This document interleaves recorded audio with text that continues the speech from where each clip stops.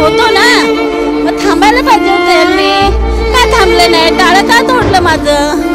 म्हणजे इनलिगल टाळं तोडले. नमस्कार, मी नेहा गायकवाड. मेरा बरा समाचारमध्ये तुमचं मनपूर्वक स्वागत करते. चिराग नगर इथे नाही, तिचं पहिलं घ्या, ती म्हातारी आहे. चिराग नगर इथे ठाण्यातील चिराग नगर इथे आपण पाहतो की कशा प्रकारे हे जे आदिवासी समाज आहे, जवळजवळ 51 घरं आहेत. हे 51 घरं अतिक्रमण विभागाकडनं याच्यावर कारवाई होत आहे, तोडक कारवाई होत आहे. जवळजवळ 50 वर्षापासून इथले जे लोक आहेत, आदिवासी जे मूळ निवासी आहेत, ते 50 वर्षापासून ते वास्तव्य करत असताना आणि अचानक 24 तासाआधी नोटीस येते आणि त्याच्यानंतर त्यांना घरं खाली करायला सांगितलं जाते आणि अचानक या तात्पुरत्या वेळामध्ये हे लोक पर्यायी व्यवस्था कुठे करणार आहेत? इथं काही महिला भगिनी आपल्या सोबत आहेत, त्यांच्याशीच आपण संवाद साधणार आहोत. इथे आपण पाहतोय की ताई आपल्या सोबत आहेत. काय सांगाल ताई, आज अचानकच अशी डायरेक्ट घर आहे? 2 दिवसासाठी आम्हाला मुदत द्या, त्यांना सांगतोय आम्ही. 2 तासासाठी आम्हाला मुदत द्या, तरी ऐकायचं आमचं मान्य नाही त्यांना. का आम्ही आजच्या आज खाली करणार सगळं. मग अचानक कशी काय त्यांनी तोडक कारवाई केली? पण नाही होतं, टाळं तोडून त्यांनी सामान काढून घेऊन गेले ते लोक टेम्पो मध्ये टाकून. आमची माणसं हायकोर्टला आहेत, माझे वडील हायकोर्टला आहेत, तरी पण ह्यांना सांगितलं तिथला निर्णय येईपर्यंत थांबा, तरी पण थांबायला तयार नाहीत हे लोक. आम्हाला ऑर्डर आले वरून, कुठून वरून आलं? कुठल्या अधिकाऱ्याने ऑर्डर दिले? हायकोर्टातून ऑर्डर आले आम्हाला तोडायची, आम्ही तोडणार. पण आमचे अजून माणसं तिथून आले पण नाही. आम्हाला त्यांचं घर म्हणजे पैसे दाबून काय करायचंच काम आहे ना हे. एकेकाने बोला.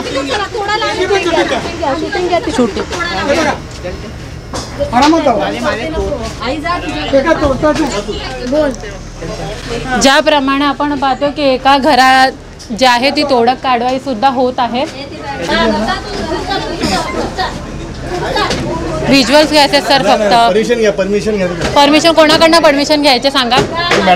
कोणते मॅडम सर? प्रेसवाल्याने परमिशन कधीपासून घ्यायला लागली? कधीपासून प्रेसवाल्याने परमिशन लागली? व्हिडिओ चालू लाग. परमिशन प्रेसवाल्याने कधीपासून घ्यायला लागली? डेप्युटी कलेक्टर मॅडम त्यांना बेटा असा नोटीस आहे का प्रेसवाल्याने परमिशन घ्यायची म्हणून? असं पत्रक आहे का?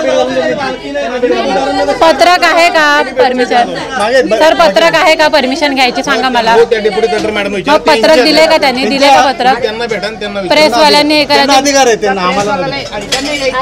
म्हणजे पत्रकारांनी व्हिज्युअल्स काढायचे नाही. म्हणजे सर्वसामान्य नागरिकांवर जर अत्याचार होत असेल तर इथे प्रेसवाल्यांनी व्हिज्युअल्स नाही काढायचे असं यांचं म्हणणं आहे. आणि यांचा इनलिगल जी कारवाई चालू आहे ती इनलिगल कारवाई थांबवण्यासाठी हे म्हणतात की पत्रकारांनी इथे जाऊन आतमध्ये जाऊन व्हिज्युअल्स काढू शकत नाही. जेव्हा घरी कोण नव्हतं, घराला लॉक असताना त्या महिला आहेत, एक त्या ताई आहेत, त्यांच्या घरात डायरेक्ट जाऊन त्यांनी तोडफोड केली, तोडक कारवाई केली. आणि आता आपण त्याचं व्हिज्युअल्स काढायला जातोय तर इथे नकार येत आहे. पोलीस प्रशासन आपण बोलतो इथे तैनात आहेत. त्यांचं असं म्हणणं आहे की पत्रकारांना इथे आता ह्याची गरज लागणार आहे. आणि त्यावर पाहतो की या ज्या अशा वयस्कर ज्या महिला आहेत त्या आपण हार्ट पेशंट आहे. ते कुठचं का हॉस्पिटल? या लोकांनी माझी फाईल पण कुठं टाकले मला माहिती. पण मी येईपर्यंत थांबायचं ना. आम्ही कडवच्या इथं होतो ना, मग थांबायला पाहिजे होतं यांनी. का थांबले नाही? टाळं का तोडलं माझं? म्हणजे इनलिगल ह्याच्याने टाळं तोडले.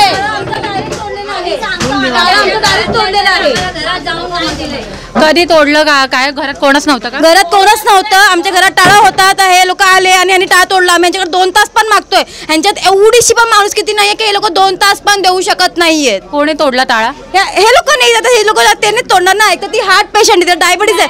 जरी तिला काय तिचे फाईल्स वगैरे सगळे करत होते मॅडम, त्यांनी हे सगळा निर्णय घेतलेला आहे आणि त्यांनी तोडलेला आहे. त्या मॅडमचं नाव काय? ते मॅडमचं नाव आम्हाला माहिती नाही. पाली कामावरच आलेलो असेच. म्हणजे ह्याला काय 80 वर्ष घालवायचे इथे आणि तुम्ही काय फुकट घेणार? या देशामध्ये लोकशाही कुठेतरी आहे की नाही? प्रत्येक ठिकाणी जी आहे ती राजेशाही चालू आहे. जे सर्वसामान्य लोक आहेत त्यांच्या कोणत्याच प्रकारची त्यांना इथे काहीच त्यांचं म्हणणं जाणून घेतलं जात नाही, वेळ दिला जात नाही. अचानक घरी नव्हते, अचानक येऊन इथं तोडक कारवाई केलेली आहे. आपण व्हिज्युअल्स घ्यायला पुढे जात आहेत, तसं पोलीस प्रशासनाचं म्हणणं आहे की त्याची परमिशन काढा. म्हणजे यांची जी कारवाई आहे ती इनलिगल आहे. इनलिगल कारवाई करण्यासाठी त्यांना परमिशन हवी आहे.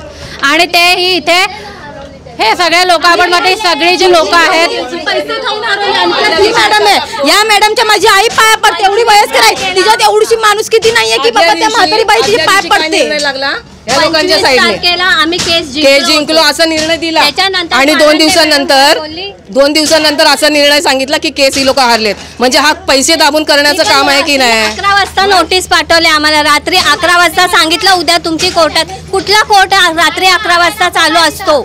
कुठला कोर्ट चालू असतो रात्री 8? कोण याच्यामध्ये राजकीय कुठला दबाव आहे? कोणाचं नाव माहिती? सगळेच आहेत तिथं, सगळेच आहेत. जेवढे ठाण्यामध्ये आमदार खासदार जेवढे आहेत, मुख्यमंत्री उपमुख्यमंत्री सगळे याच्यामध्ये सामील आहेत. बाकी आम्ही कोणाला काय बोलत नाही.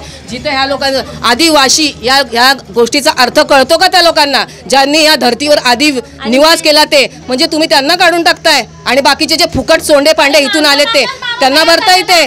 याला काय अर्थ आहे?